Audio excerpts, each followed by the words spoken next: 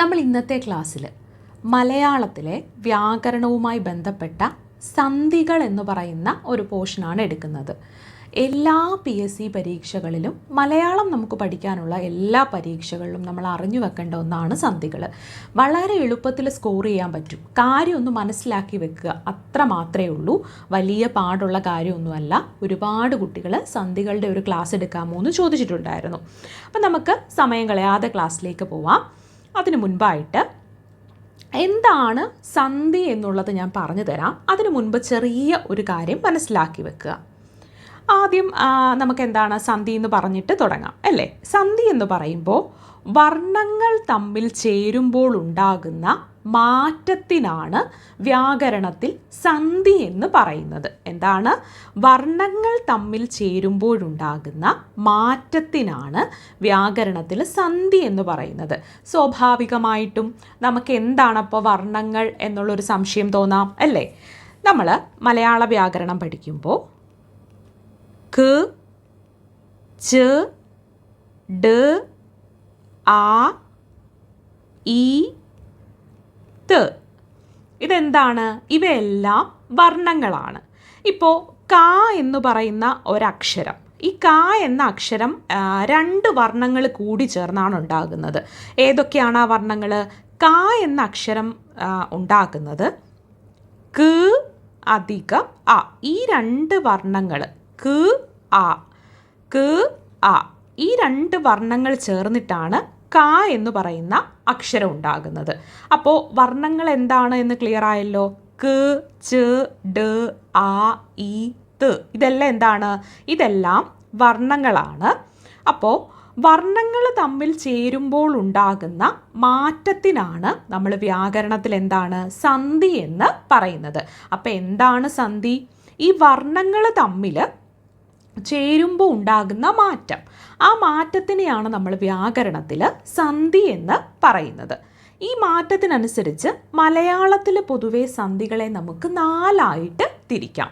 സംസ്കൃതത്തിൽ മറ്റൊരു രീതിയിലാണ് തിരിക്കുന്നത്. മലയാളത്തിൽ നമ്മൾ ഈ മാറ്റത്തിനനുസരിച്ച് പൊതുവെ സന്ധികളെ നാലായിട്ടാണ് തിരിക്കുന്നത്. ഏതൊക്കെയാണ് ആ സന്ധികൾ? ലോപസന്ധി, ആഗമസന്ധി, ആദേശസന്ധി, ദ്വിത്വസന്ധി. ഇങ്ങനെ 4 സന്ധികളാണ്. ഏതൊക്കെയാണ്? ലോപസന്ധി, ആഗമസന്ധി, ആദേശസന്ധി, ദ്വിത്വസന്ധി. ഈ 4 സന്ധികൾ റിലേറ്റഡ് ആയിട്ട് കുറേ ക്വസ്റ്റ്യൻസ് ഉണ്ടല്ലേ. ഏതെങ്കിലുമൊക്കെ ഒരു വാക്ക് തന്നിട്ട് ഇവിടെ ഏത് സന്ധി നിയമമാണ് പാലിക്കപ്പെടുന്നത്, അല്ലെങ്കിൽ ഇവിടെ ഏത് സന്ധിയാണ് വരുന്നത്, അത്തരം ക്വസ്റ്റ്യൻസ് ഒക്കെ നമ്മൾ മലയാളത്തിൽ കാണാറുള്ളതാണ്. നമുക്കിനി ഓരോ സന്ധിയും നോക്കിപ്പോവാം. ആദ്യം മനസ്സിലാക്കുക, വർണ്ണങ്ങൾ തമ്മിൽ ചേരുമ്പോഴുണ്ടാകുന്ന മാറ്റത്തിനാണ് വ്യാകരണത്തിൽ സന്ധി എന്ന് പറയുന്നത്. ഇതെല്ലാം വർണ്ണങ്ങളാണ്. ക, ച, ഡ, ആ, ഈ, ത, ഇതെല്ലാം എന്താണ്? ഇതെല്ലാം വർണ്ണങ്ങളാണ്. ഇനി ഒരക്ഷരം രൂപപ്പെടുന്നത്, 2 വർണ്ണങ്ങൾ ചേർന്ന് ഒരക്ഷരം രൂപപ്പെടുന്നത് എങ്ങനെയാണെന്നാണ് നമ്മൾ പിന്നീട് നോക്കിയത്. ഉദാഹരണത്തിന് ക എന്ന് പറയുന്ന അക്ഷരം അത് രൂപപ്പെടുന്നത് ക അധികം ആ, ക ആ, ഈ 2 വർണ്ണങ്ങൾ ചേർന്നിട്ടാണ് ക എന്ന അക്ഷരം രൂപപ്പെടുന്നത്. ഇനി നമുക്ക് എന്താണ് ലോപസന്ധി എന്ന് നോക്കിയാലോ. നമുക്ക് നേരെ ലോപസന്ധിയിലേക്ക് പോവാം. ലോപസന്ധി എന്ന് പറയുന്നത് 2 വാക്കുകൾ കൂടി ചേരുമ്പോൾ അവയ്ക്കിടയിലെ ഒരു വർണ്ണം ലോപിച്ചാൽ അതിനെ നമ്മൾ എന്താണ്? ലോപസന്ധി എന്നാണ് പറയുന്നത്. എന്താണ്? 2 വാക്കുകൾ, ഈ 2 വാക്കുകൾ കൂടി ചേരുമ്പോൾ അവയ്ക്കിടയിലെ ഒരു വർണ്ണം ലോപിക്കുകയാണെങ്കിൽ അതിനെയാണ് നമ്മൾ ലോപസന്ധി എന്ന് പറയുന്നത്. നമുക്ക് ഉദാഹരണ സഹിതം നോക്കാം. ഉദാഹരണം നോക്കുമ്പോൾ എല്ലാവർക്കും അത് ക്ലിയർ ആയിക്കോളും. നമുക്കെന്താ, ഇപ്പോൾ കണ്ടു അധികം ഇല്ല, കണ്ടു അധികം ഇല്ല. നമ്മൾ കണ്ടില്ല എന്ന ഒരു വാക്ക് രൂപപ്പെടുന്നതിന് ഇവിടെ ശ്രദ്ധിച്ചാൽ ഇപ്പം കണ്ടു അധികം ഇല്ല, ഇത് വരുന്നത് എങ്ങനെയാണ്? കണ്ട് അധികം ഊ അധികം ഇല്ല. ഇവിടെ എന്താണ്? ഈ ഊ എന്ന് പറയുന്ന വർണ്ണം ലോപിക്കും. ഈ ഊ എന്ന് പറയുന്ന വർണ്ണം ലോപിച്ചിട്ട് എന്താണ്?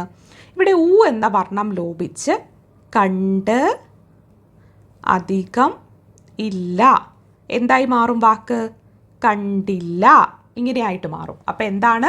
കണ്ടു അധികം ഇല്ല.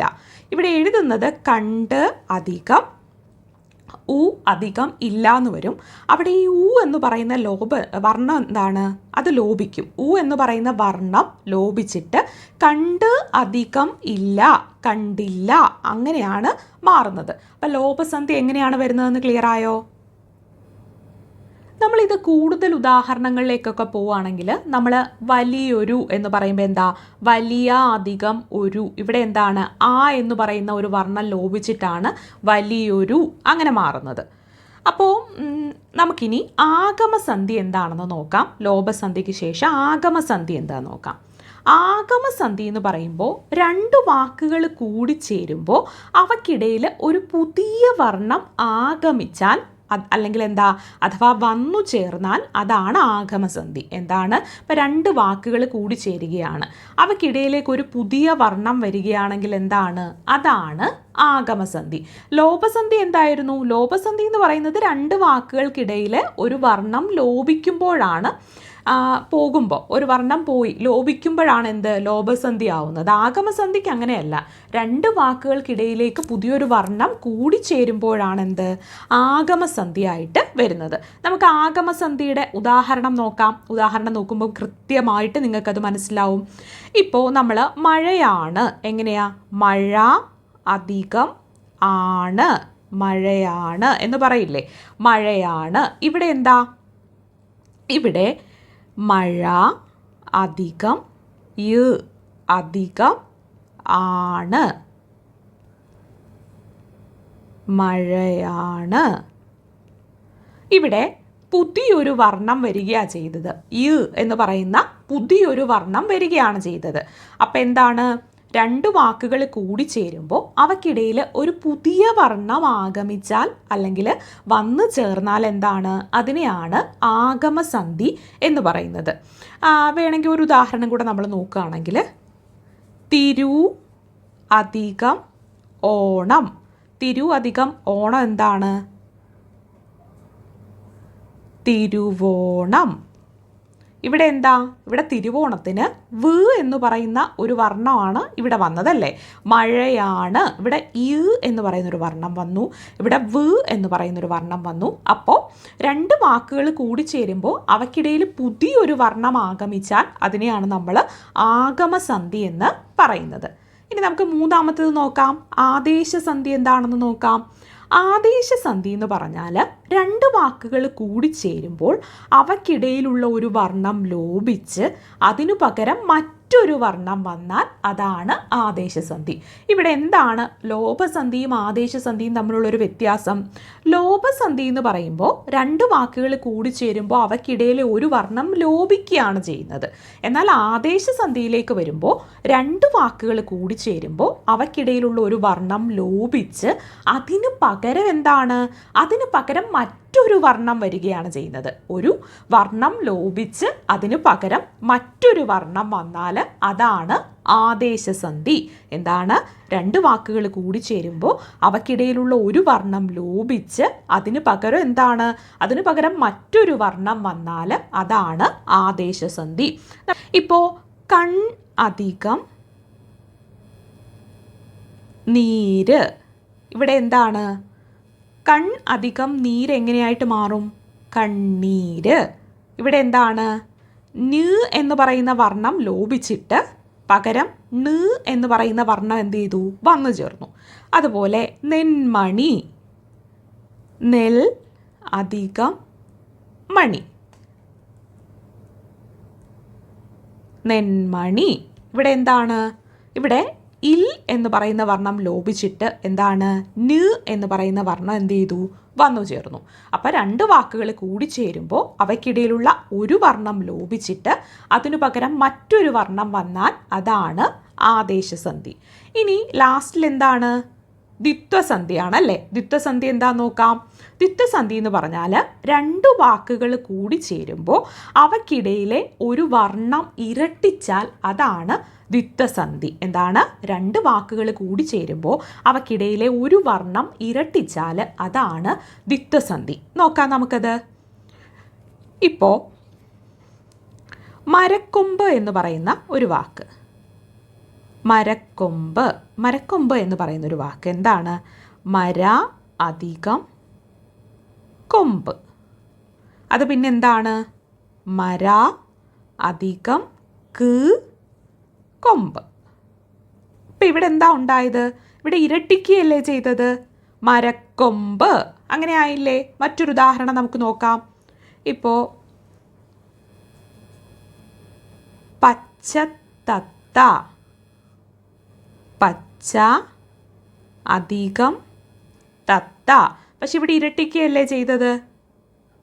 അതുപോലെ തന്നെ നീലത്താമര, വർണ്ണക്കിളി, കളിക്കൂട്ടുകാരൻ, മരത്തണൽ, ഈ വാക്കുകളിലൊക്കെ എന്താണ്?